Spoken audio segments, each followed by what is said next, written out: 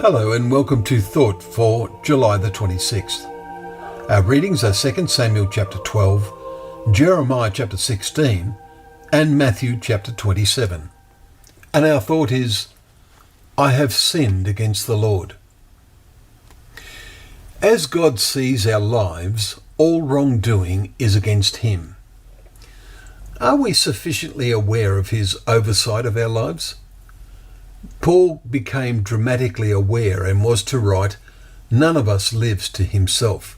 Whether we live or whether we die, we are the Lord's.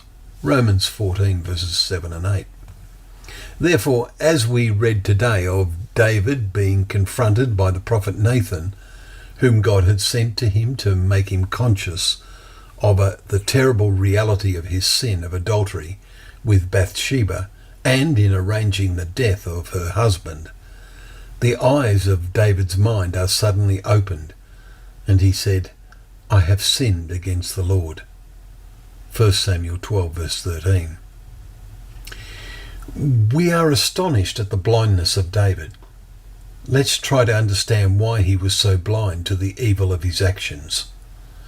This event illustrates the danger of becoming all-powerful, so that you are answerable to no one. The world has had innumerable examples of this, such as in the actions of many present leaders. But the case of David is also one of spiritual blindness. And how many suffer from spiritual blindness? How real is God to us? Are we always as conscious as we should be of his all-seeing eye? We give prayers of thanks for food every several times a day. We believe he hears, don't we? When we are conscious of wrongdoing, we plead for his grace. But are we always conscious of our failures? Let us compare David with a disciple of Christ, who was not conscious despite being personally witness to the wonder of his power and teaching.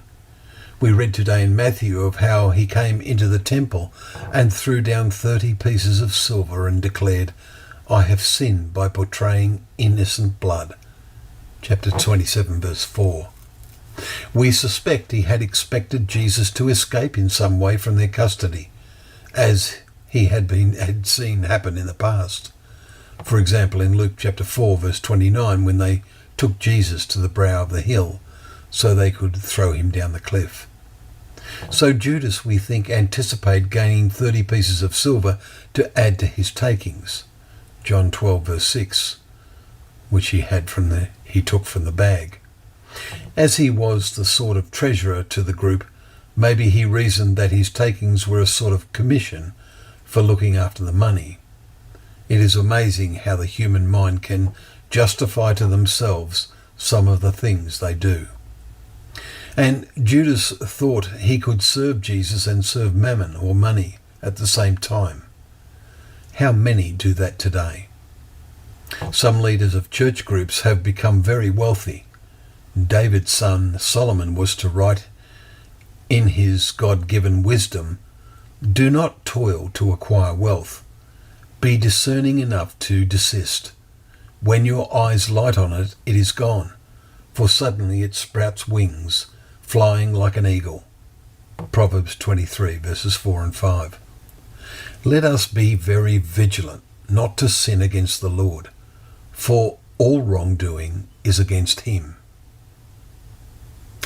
Well, thank you once again for joining us for Thought for the Day, where together we can open up the pages of God's Word, knowing that Word to be a lamp to our feet and a light to our path.